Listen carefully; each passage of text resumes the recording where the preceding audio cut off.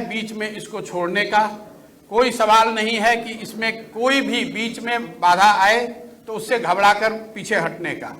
आप में से कुछ लोगों के मन में पिछली घोषणा जो मैंने बात बिहार की थी उसको लेकर है कि आपने बात बिहार की घोषणा करी और फिर वापस 1 महीने के बाद आप बिहार नहीं आए।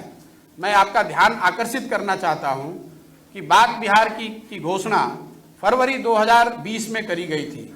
अनफॉर्चुनेटली मार्च 2020 में कोविड के वजह से हर जगह लॉकडाउन और पूरा जीवन अस्त व्यस्त 2 साल तक रहा। अब आप कुछ लोग ये कह सकते हैं कि अगर कोविड के दौरान आप बंगाल में काम कर सकते हैं तो बिहार में क्यों नहीं। वो इसलिए कि बंगाल में किसी बनी बनाई व्यवस्था के साथ काम करना था, बिहार में एक नई व्यवस्था बनानी है। बिहार में एक नई व्यवस्था बनाने के लिए मुझे 2 साल 3 साल 4 साल उसमें काम करना पड़ेगा। अभी यहाँ पर कोई इलेक्शन नहीं है, तो इस तरह के जिनके मन में सवाल है कि कौन सा इलेक्शन लड़ेंगे, किसके साथ लड़ेंगे, उसकी कोई परिकल्पना मेरे मन में अभी नहीं है। जैसा मैंने ट्वीट के माध्यम से बताया है, मेरा पूरा फोकस अभी बिहार के लोगों से जाकर मिलना, उनकी बात को समझना और जो जन सुराज की एक परिकल्पना है इसके साथ उनको जोड़ना है। मेरे पास कोई मंच नहीं है, अभी कोई पार्टी नहीं है, एक सोच है और एक इसको करने का जज्बा है। जो लोग भी इससे जुड़ना चाहते हैं उसका स्वागत है। मैं अपनी ओर से पूरी तरह से अपने आप को समर्पित कर रहा हूं। बाकी आप जो सवाल आप करना चाहें वो कर सकते हैं। धन्यवाद। प्रशांत किशोर जी, you think that this is the opportune time for universal line to because possibly our platform is emerging in the political arena of Bihar now that Lalu is ailing and speculation is right that possibly Nitish is also eyeing some kind of जैसा मैंने आपको पहले बताया कि बिहार में अभी कोई चुनाव नहीं है। चुनाव लड़ना, अगर चुनाव लड़ना ही लक्ष्य होता तो चुनाव के 6 महीना पहले 1 साल पहले आकर पार्टी बनाकर चुनाव लड़ा जा सकता है। मुझे उसके लिए 4 साल पहले यहाँ आकर इस तरह के किसी प्रयोजन की आवश्यकता नहीं है। जहाँ तक लीडरशिप वैक्यूम की बात है, ये तो सब्जेक्टिव कॉल है। आप समझते हैं कि लीडरशिप वैक्यूम है, बहुत लोग ये कह रहे हैं कि यहाँ पर किसी नए लीडरशिप की जरूरत ही नहीं है। क्या प्रशांत किशोर जी आप देख रहे हैं आगे आने वाले, हालांकि पूछा उन्होंने वही उसी को कंटिन्यू करूंगी कि मुख्यमंत्री पद का चेहरा या आप आगे आकर के बिहार को लीड करें एज मुख्यमंत्री ऑफ द स्टेट? भाई मैंने ये बताया कि जहां तक पार्टी बनाने का, मुख्यमंत्री बनना और राज्य को जीतना वो तो एक दलगत और लोकतंत्र में चुनावी प्रक्रिया है। मैंने कहा कि अगर हम लोग पार्टी बनाने की तरफ बढ़ते भी हैं तो वो प्रशांत किशोर की पार्टी नहीं होगी।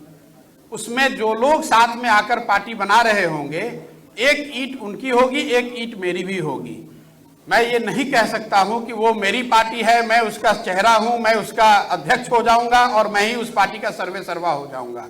मैंने जैसा आपको पहले बताया, अगले 3-4 महीनों में ये जो 17-18 हजार लोगों को हम लोगों ने चिन्हित किया है, इनमें से जो लोग भी जन सुराज की परिकल्पना से, जो लोग भी बिहार के लिए जो हम सोचते हैं या जो उनकी सोच है, अगर हम लोग उसको अलाइन कर पाए और वो साथ में आकर अगर तय करते हैं कि हम सबको पार्टी बनाने की या किसी तरह की एक संगठन या मंच को बनाने की जरूरत है, उस समय वो कॉल लिया जाएगा। आपको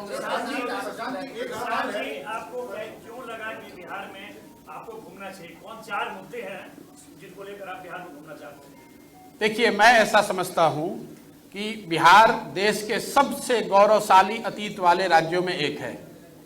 जिस राज्य से गौतम बुद्ध, जैन, महावीर, चाणक्य, चंद्रगुप्त, अशोक यहाँ से निकले हैं, उस राज्य में स्थिति आज ये है कि शिक्षा व्यवस्था ध्वस्त है, हेल्थ ध्वस्त है, रोजगार का कोई संभावना नहीं है। और जैसा मैंने आपको बताया कि 30 साल के दोनों बड़े नेताओं के प्रयास के बावजूद बिहार आज देश में सबसे निचले स्थान पर है।